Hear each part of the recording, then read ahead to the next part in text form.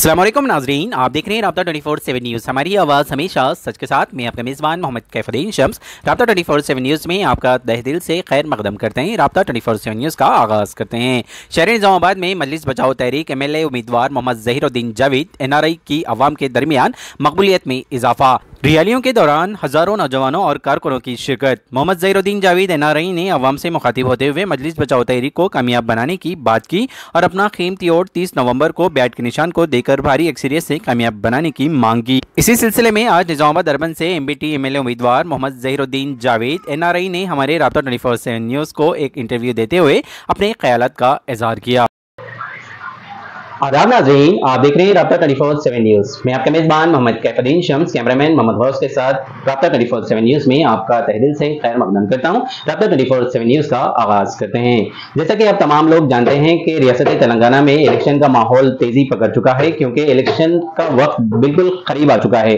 30 नवंबर को, जैसा कि आप लोग जानते हैं कि वोटिंग का दिन 30 नवंबर को मुकर्रर है और निज़ामाबाद कॉन्स्टिट्यूंसी से जुमला 20 उम्मीदवार अर्बन कॉन्स्टिट्यूंसी से ही शिरकत करें हैं, जिसमें मजलिस बचाओ तहरीक जो एक नामवर एक ऐसी जमात है जो रियासत तेलंगाना में अपनी काबिलियत से जानी जाती है, और निज़ामाबाद शहर से एक ऐसे उम्मीदवार जो मोहम्मद ज़हीरुद्दीन जावेद NRI के नाम से, जिन्हें हमारा आप जानते हैं, जो हमा वक्त पब्लिक के दरमियान रहते हुए तमाम लोगों के मसाइल को हल करते हैं।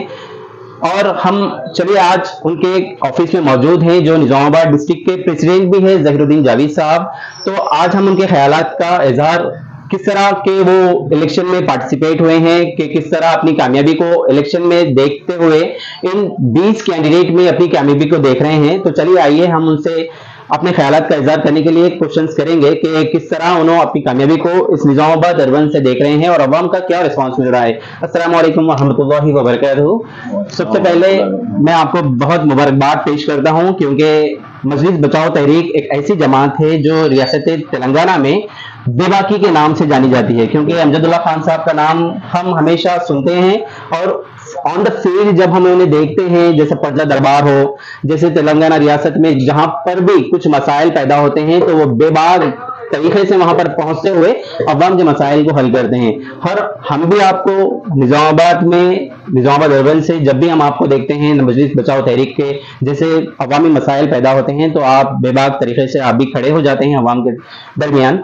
तो इस इलेक्शन के माहौल में जैसा आपने हिस्सा लिया इन 20 उम्मीदवारों में, तो क्या इस कामयाबी को आप किस तरह अवाम के दरमियान आते हुए अवाम को इस पार्टी से, जैसे मजलिस बचाओ तहरीक जैसे पार्टी है, जैसा अब्दुल्ला खान साहब रियासत हैदराबाद में जैसा प्रजा चला रहे हैं, तो क्या आप अपनी कामयाबी के बाद क्या निज़ामाबाद में भी एक ऐसा प्रजा दरबार कायम करेंगे? अस्सलाम वालेकुम रहमतुल्लाहि व बरकातहू। मैं राब्ता टीवी का चैनल का शुक्रिया अदा करता हूं, जो मैं को इस काबिल समझ के आप इंटरव्यू के लिए आए हैं। पहले तो ये बताना चाह रहा हूं कि हमारे पास ऑलरेडी जब से पार्टी यहाँ पे कायम हुई, यहाँ पे जैसे ही मैं ज्वाइन हुआ हूँ उस दिन से प्रजा दरबार शुरू हो चुका है। यहाँ पर प्रजा दरबार चल रहा है अल्हम्दुलिल्लाह। हम लोग जब से पार्टी का ऑफिस खुला है नहीं वो तो 120 से ज्यादा अपील कर चुके हैं, और अल्हम्दुलिल्लाह सब जितने भी की अपील किए हम लोग 2-3 रिजेक्ट हुए हैं, बाकी को सबको इस्तेफादा हासिल हुए। कोई बीमार था, शादी के जो प्रॉब्लम्स रुके हुए थे, शादी के काम हुए, किडनी पेशेंट्स के लिए, ये कैंसर पेशेंट्स के लिए, और जो माजूर जो है पैरों से माजूर है उन लोगों के लिए बहुत सी अपील करें। अल्हम्दुलिल्लाह सुम्मा अल्हम्दुलिल्लाह बहुत सा उनको बेनिफिट हुआ, पैसे आए और उनका अभी ट्रीटमेंट चल रहा है अल्हम्दुलिल्लाह। और तकरीबन तो इस तरीके से दुआएं देते हैं अमजदुल्ला खान साहब को, हमारे को, कि भाई अल्लाह आप बचा रखे। और अब तो अमजदुल्ला खान साहब का जो याकूतपुरे में जो चल रहा है, हमको पूरी उम्मीद है अल्हम्दुलिल्लाह वो सीट निकल जाएंगी किसी हालत में, क्योंकि पब्लिक का साथ है, पब्लिक का काम किए उन्होंने 1000 दिन रात दिन अपने नहीं समझ के प्रजा दरबार चला के जितना गरीबों को इस्तेफादा पहुंचा सके पहुंचाया है। और जब स्टूडेंट जो रुक गए थे तालीम से, फीस ना होने की वजह से फीस का वो करा है, सब हर चीज फीसों के लिए है, ट्रीटमेंटों के लिए है, हार्ट पेशेंट्स के लिए है, किडनी पेशेंट्स के लिए है, कैंसर पेशेंट्स के लिए है, बहुत से। अब बोलने के लिए लिस्ट बनाएंगे तो टाइम ये नहीं रहेगा, काफी नहीं रहेगा, मगर काम तो कर रहे हैं। और हमारा भी एक एम ये है निजामाबाद में कि हम अपने आप को गरीबों के लिए सर्व कर देना चाह रहे हैं, वक्फ कर देना चाह रहे हैं हम, क्योंकि हमारा काम सिर्फ गरीबों की मदद करना। हमारी पार्टी का एक ही नस्ल है हमारे जनाब मरहूम अमानुल्लाह खान साहब गाजी मिल्लत, जो चलाए उन्होंने जिस तरीके से ये पार्टी को लेके चले, और हमारा भी अज़म वही है। गाजी मिलत मरहूम अनामानुल्लाह खान साहब के जो अज़म थे उसके ऊपर हम फॉलो होते काम कर रहे हैं। अल्हम्दुलिल्लाह हमको भी यहाँ से बहुत रिस्पांस मिल रहा है। जब हम पदयात्रा कर रहे हैं अवाम यही बोले कि आप मुकामी हैं, पहले मुकामी का हक बनता है, और 24/7 आप अवेलेबल रहते हैं। अब दूसरे जैसे कैंडिडेट है बाहर से आए हुए हैं, अब नाम लेना मुनासिब, मगर उन्होंने आए हैं, आए बेचारे, वो आएंगे वोट लेंगे, 3 तारीख के बाद फिर उन्हें पता नहीं किधर रहेंगे। 4 साल के बाद आएंगे निजामाबाद को, या 4 साल 10 महीने के बाद सूरत बताएंगे। अब तो वादे बुलंद बांग वादे कर रहे हैं कि हम लोग यहाँ रहेंगे, काम करेंगे अवाम के बीच में। हमारे मैं इस चीज को नहीं मानता, क्योंकि निजामाबाद की मुसलमानों के साथ हर पार्टी इस्तेसाल करी है, वोट लिए है, उसके बाद छोड़ दी है। इवन सिंपल सा कारपोरेटर एक गरीब आदमी से 2 मिनट बात करना मुनासिब नहीं समझता यहाँ का, तो वो क्या काम करेंगे? जब एमएलए क्या सुनिए, जब एक कारपोरेटर अदना कारपोरेटर का एक डिवीजन का उन्हें टाइम नहीं देता तो एमएलए कहां से टाइम देंगे? अल्हम्दुलिल्लाह मैंने आपका मैनिफेस्टो देखा। मैनिफेस्टो में एक बहुत बड़ी बात आपके इसमें दर्ज है कि जैसा कि नौजवान हजरात फिल वक्त माहौल ऐसा बना हुआ है कि रोजगार के ना होने की वजह से मंशियात की तरफ बहुत सारे लोग रागिब हो चुके हैं। तो आप इस कामयाबी के बाद, अगर आप कामयाब होते हैं, उस कामयाबी के बाद इस मंशियात को कैसा खत्म करेंगे और बेरोजगारी को खत्म करते हुए उन लोगों को रोजगार किस तरह फराहम करेंगे? ये हमारा एम ये है कि पहले जब हम जीतेंगे इंशाल्लाह, पहले जो बेरोजगार लोग हैं उनके लिए हम यही सोचेंगे कि कोई अच्छा सा आईटीआई है, टेक्निकल है, अपने लैब टेक्नीशियंस है, समझे। अभी हमारा जो मुस्लिम वेलफेयर सोसाइटी हमारे से लिंक लेके चल रही है, जो बच्चों को हम लोग अब तक 4 बैच निकल चुके हैं सिलाई का, माशाल्लाह, और हमारे पास मेहंदी डिजाइन का, कि जवान बच्चियां हमारे कहीं बाहर ना जाए और कुछ गलत इसमें ना पड़े। तो हमारा एक ही एम है, हमारा एक ही नस्ल है कि हमारी कौम कहीं गलत रास्ते पे ना निकले। और उसी तरीके से हम बच्चों के ताल्लुक से भी जो नौजवान तबका बिगड़ा हुआ है, कोई नशे का आवारी हो गया है, कोई पीने के लिए लग गया है, कोई इसमें बहुत से गलत इसमें पड़े हुए हमारे लोग, अल्लाह हमारे बच्चों को नेक तौफीक दे, उनके वालिदैन को भी सबर जमील दे, क्योंकि वालिदैन कभी नहीं सुन रहे वो लोग। मगर हम ये काम करेंगे टेक्निकली, उनको क्या कर सकते हैं, टेक्निकल आईटीआई है उसमें कुछ कराएंगे, और लैब टेक्नीशियन का भी खोलेंगे इंशाल्लाह। और कोई डिजाइनिंग में है, अब ये हमारा तो एक काम है कि भाई सीसीटीवी का भी जो टेक्निकल है उसका भी हम लोग इंशाल्लाह ये इलेक्शन के बाद टेक्नीशियन का वो भी खोल देंगे, सीसीटीवी का।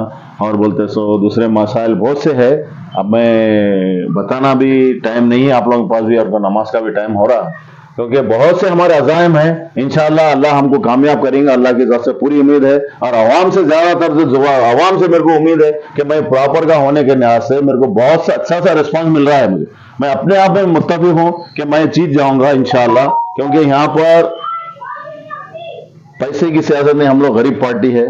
हमारा काम ही हमारा सब कुछ है, पहचान है हमारा काम ही, हम जो काम करेंगे गरीबों के लिए वही हमारे लिए बहुत बड़ी चीज है। हमारे को हम वही सोच के काम कर रहे हैं। इंशाल्लाह हम गरीबों के लिए रहेंगे, और 24/7 हम गरीबों के लिए अवेलेबल रहूंगा। मैं यहाँ पर कोई भी आएगा नाक मार करेगा मेरे डोर को तो मैं बाहर निकल जाऊंगा, क्योंकि मेरे शुरू से ही मेरा ये रहा मेरा कि मैं काम करूंगा और गरीबों के लिए काम करूंगा इंशाल्लाह। ओके, हालिया में जैसा हमने अभी आप लोग आपकी रैलीज देखे, पदयात्रा देखी, नौजवान लोग बहुत मुतासिर है आपसे। आपकी पदयात्रा में, आपकी रैली में बहुत सारे नौजवान शिरकत कर रहे हैं।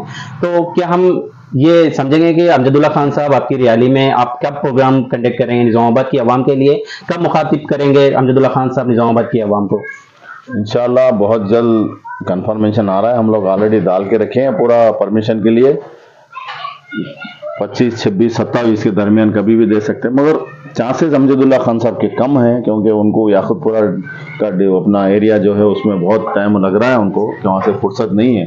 मगर इंशाल्लाह फरतुल्ला खान साहब और हमारे मुस्तफ़ा महमूद साहब, मजीद खान साहब और निज़ामाबाद के मुकामी लोग, और सैयद सलीम साहब रज़ा इलाही, वो भी हम उनको दावत दिए आइए हमारे पास, तो उन्होंने भी कबूल किए दावत को हमारी। इंशाल्लाह ये लोग आएंगे, या 26 या 27 को हमको परमिशन जैसी मिलता है हम लोग जगह का भी ऐलान कर देंगे इंशाल्लाह। पब्लिक से भी मुखातिब होंगे। जब सदर साहब आएंगे तो आम खुद ब खुद टर्न होंगी। नौजवान तबका तो हमारे पास है, हमारे साथ में है।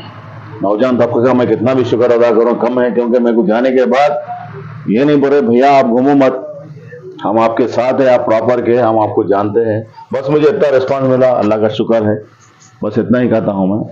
ओके, तो हम हमारे राब्ता 24/7 न्यूज़ की जानिब से आपकी कामयाबी के लिए ढेर सारी दुआएं देते हैं। आमीन। तो आप भी लास्ट आखिरी वक्त में इन आवाम से आप अपने ख्यालात का इजहार करते हुए वोट की भरपूर कोशिश करें, क्योंकि बहुत सारे लोग मुस्लिम्स पॉपुलेशन में ऐसा होता है कि वोट की जितनी फीसद है, जितना वोटिंग होना है उतनी वोटिंग नहीं होती है। तो क्या आप जिन मुसलमानों से जब आप मुलाकात के लिए जा रहे हैं तो उस वोटिंग के लिए आप क्या कह रहे हैं उन मुसलमानों मैं तो यही कर रहा हूँ कि भाई जब 7 से 5 बजे तक हमारा वोटिंग का टाइम है।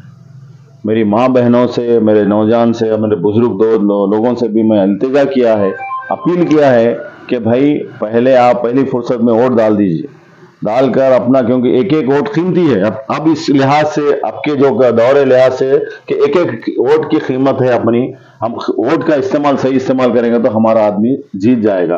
और सब लोग का यही है कि भाई एक जुनून सा है हमारे मुस्लिम तबके में, नौजवान तबके में तो मैं देखा हूँ इतना जुनून है कि नहीं, पहली अलग सुबह उठेंगे इंशाल्लाह जाके वो लोग लाइन में रहेंगे, क्योंकि एजुकेटेड तबका बेकार, बहुत बेरोजगार पड़ा हुआ है हमारा। सोचते हैं, सुनते हैं, देखते हैं तो बहुत तकलीफ होती है दिल को।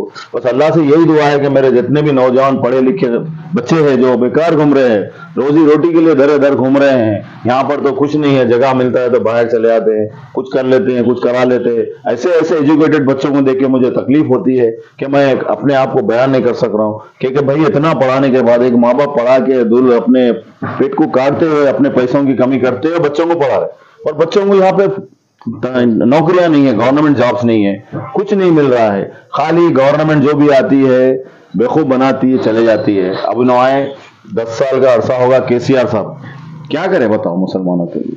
खाली 12% बोले, अब तक खाली हवा में रह गया 12%। आए तो 4 महीने में 12% लेता हूँ, कुछ नहीं।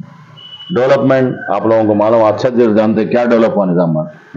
एक ब्रिज बावन साहब पहाड़ी का 3 साल से काम चल रहा है। अगर वो ब्रिज बन जाता था आज तो अपना एरिया दुनिया में डेवलप हुआ था। वो 4-5 जो डिवीजन है अल्हम्दुलिल्लाह बहुत डेवलप हुआ था, रुक गया। जबकि वो मेयर का इलाका, मेयर का डिवीजन आता है, तो मेयर को सोचना चाहिए कि मेरा 3 साल से एक ब्रिज नहीं गिर रहा। अब हम क्या समझे क्या डेवलपमेंट है यहाँ पे, बताइए।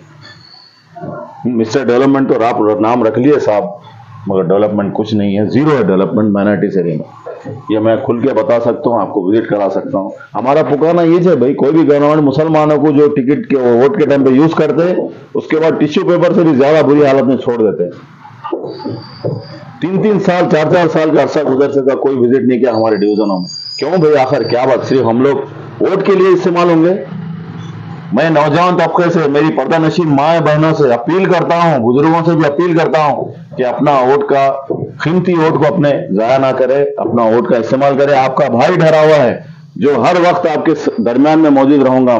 मैं अपील करता हूँ आप लोगों से, फिर पुरखुलूस अंदाज में, दिल से, गहराइयों से मैं अपनी अपील करता हूँ। मेरा हक मांग रहा हूँ मैं आपसे, आप अपना हक दो और मुझे हक से अपने काम लीजिए। मेरा गैरबान पाए काम, अगर मैं काम नहीं करता हूँ तो मेरे सदर साहब मौजूद है, फरतुल्लाह खान साहब, उनसे आप शिकायत कर सकते हैं। मगर मैं हर तरीके से मैं आवाम के साथ रहूंगा, आवाम का काम करूंगा, जितना भी हो सकता है मेरे से आगे बढ़ चढ़ के काम करूंगा।